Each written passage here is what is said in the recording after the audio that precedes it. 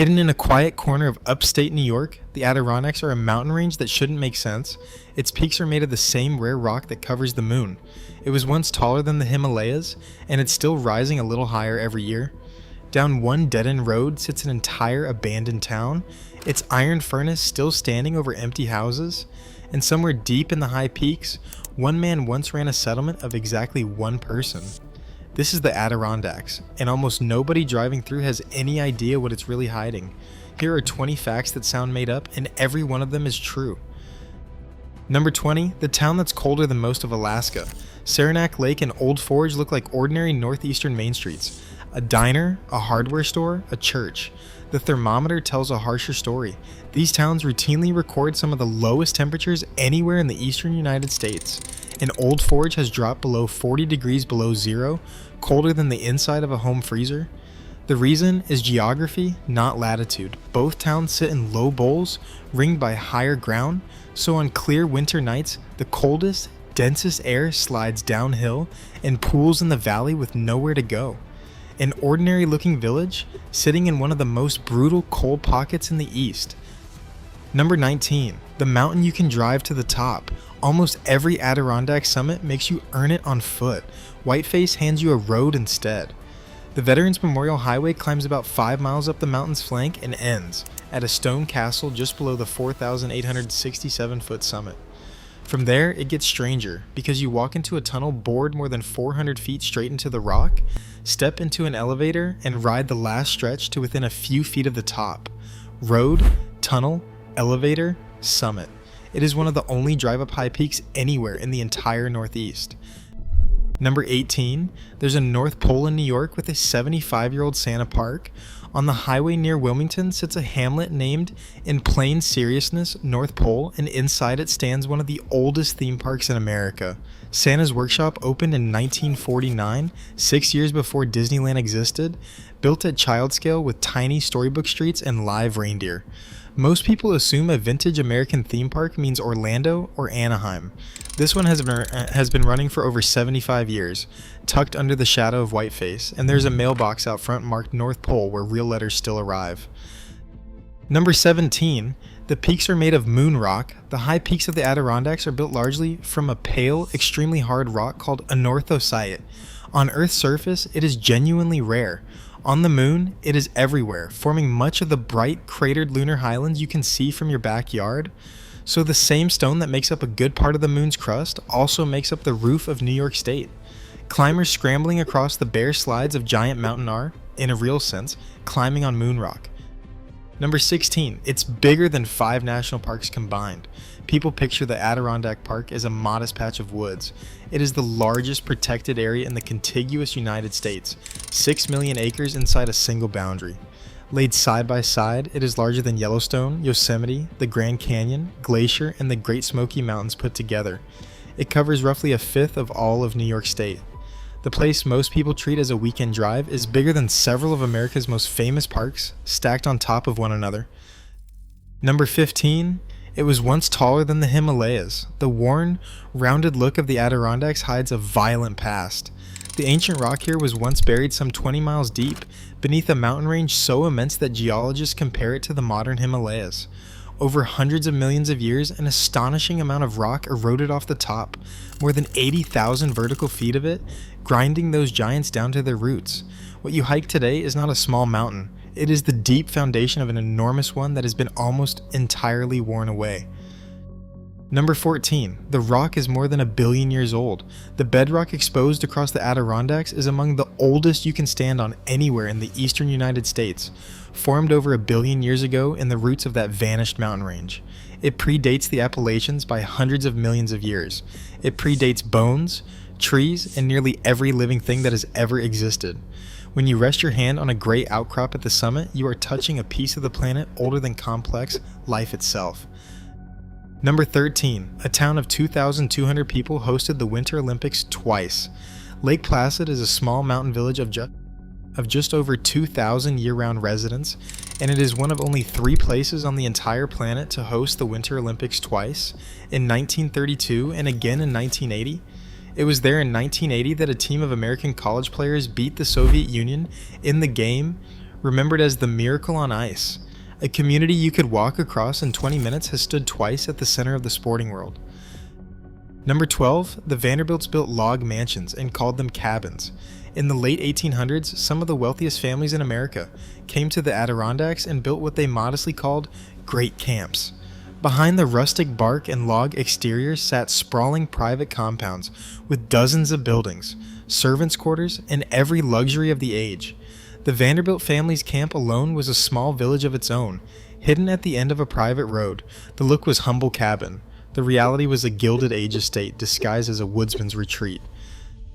Number 11. This is roughly where the American vacation caught on. In the same era, wealthy families from the sweltering cities began coming here each summer to escape the heat, and the fashionable word for leaving the city behind was to vacate. Those long Adirondack summer stays helped turn vacate into the everyday idea of a vacation. The next time you plan a getaway, part of that habit traces back to these lakes, and to a generation of city families who came north for the cool mountain air. Number 10. There's real Arctic tundra in New York. On the very tops of the highest peaks, above roughly 4,000 feet, the forest gives up entirely. What grows there instead is genuine alpine tundra, a fragile Arctic community of grasses and tiny flowering plants that belong far to the north. Only about 85 acres of it survive across the whole range, some of the rarest habitat in the state, and a single careless boot can destroy plants that took decades to grow. Stand on the summit of Marcy in the wind, and you are standing in a piece of the Arctic stranded in New York. Number 9. A mile-thick glacier once buried the highest peak. During the last ice age, this entire landscape lay crushed beneath a sheet of ice more than a mile thick. That ice was deep enough to bury Mount Marcy, the highest point in the state at 5,344 feet, completely. As it ground its way south, it carved the valleys, gouged out the lake basins, and dropped boulders the size of houses on ridgetops where they still sit today, far from any rock they could have come from. Nearly everything you find beautiful about the shape of this land was cut by ice. Number 8. The rivers run outward in every direction. Because the Adirondacks form a great dome rather than a normal ridge, their rivers behave strangely. Water drains off the high center outward in all directions, like water running off an overturned bowl. The headwaters of 5 of New York's major river systems all begin up in these peaks, including the very first drops of the Hudson, which seep out of a small pond high on Mount Marcy before running more than 300 miles to the sea, past Manhattan. Number 7. It has its own Grand Canyon. Near the eastern edge of the park, the Ausable River has cut a deep, narrow gorge straight down through ancient sandstone, with sheer stone walls rising well over 100 feet. People have called it the Grand Canyon of the Adirondacks, and it has drawn paying visitors since the 1870s, making it one of the oldest natural tourist attractions in the country. You can raft the river along the bottom, walking between walls of rock older than the first animals to crawl onto land. Number 6, that eerie wilderness cry comes from the vacation lakes. The haunting, wavering call you associate with deep, untouched wilderness is the common loon, and in the Adirondacks it nests right on the busy summer lakes, close to the docks and the canoes and the cabins. A bird most Americans will never hear in their lives is simply part of the background here, calling across the water at dusk while families grill dinner on the shore. Wild and tame, sharing the same lake. Number 5, the moose walked back on their own. By the late 1800s, moose had been hunted completely out of the Adirondacks, gone from the region for roughly a century.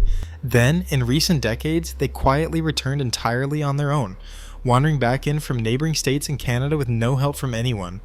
Today, a healthy population of these enormous animals roams the park again. It is one of the quietest wildlife comebacks in the Northeast, and it happened without a single moose ever being reintroduced by hand. Number 4, your hiking trails used to be railroads. Some of the straightest, flattest, most pleasant paths through these woods feel a little too perfectly graded to be natural, and they are. They are old railroad beds. In the logging and mining era, rail lines pushed deep into the wilderness to haul out timber and iron, and when the industry died, the tracks were pulled up and the beds left behind. Today, you can walk and bike for miles along routes that once carried steam engines through the forest, the wilderness slowly swallowing the last of the rails. Number 3, there's an abandoned mining town with a furnace still standing in the trees. Follow one road to its dead end near the upper Hudson, and the pavement opens onto something no map warns you about, an entire abandoned company town called Tahawas. founded on iron ore in the 1820s, rebuilt later for the titanium in that same ore. It produced roughly 40 million tons before the mine finally closed for good in 1989. What remains is a massive stone blast furnace rising above the spruce, surrounded by boarded up houses and collapsing porches. It is all silent now, and you can walk right up to it. Nobody will stop you. Number 2, one man ran a settlement of exactly one person. Deep in the high peaks, along the remote Cold River, a hermit named Noah John Rondo lived almost entirely alone for years, and he cheerfully called himself the mayor of Cold River City, population 1. He built tiny huts, kept careful records, and became a genuine local legend. In the end, it was not loneliness that drove him out, but a single catastrophic windstorm in 1950 that flattened the surrounding forest and cut off his home. A town of one person ended by one storm. Number 1, the whole place is a wilderness with people living inside it. Here is the truth that ties every other fact together. Every national park you can name works by keeping people out. You draw a line, remove the towns, and preserve the empty. The Adirondacks were built to do the exact opposite. New York locked the forest preserve into its state constitution as forever wild, and then, instead of clearing everyone out, it drew a single line around 6 million acres that already held towns, farms, mines, and railroads, and declared the entire patchwork a park. Roughly 130,000 people still live inside that boundary today, in real towns with hospitals and schools, surrounded by constitutionally protected wilderness. It is a 140-year-old experiment asking a question nobody else dared to ask at this scale. Can a place be genuinely wild and genuinely lived in at the same time? The Adirondacks were never hiding one secret in the woods. The secret is the woods themselves, and the bargain to live inside them. So the next time somebody tells you the Adirondacks are just lakes and trees, you'll know better. This is moonrock and Arctic tundra, drive-up summits and drowned railroads, a hermit's town of one and a wilderness with 130,000 neighbors all inside a single blue line. Of these 20, which one surprised you the most? Drop it in the comments and stick around, because every corner of this country is hiding something like this.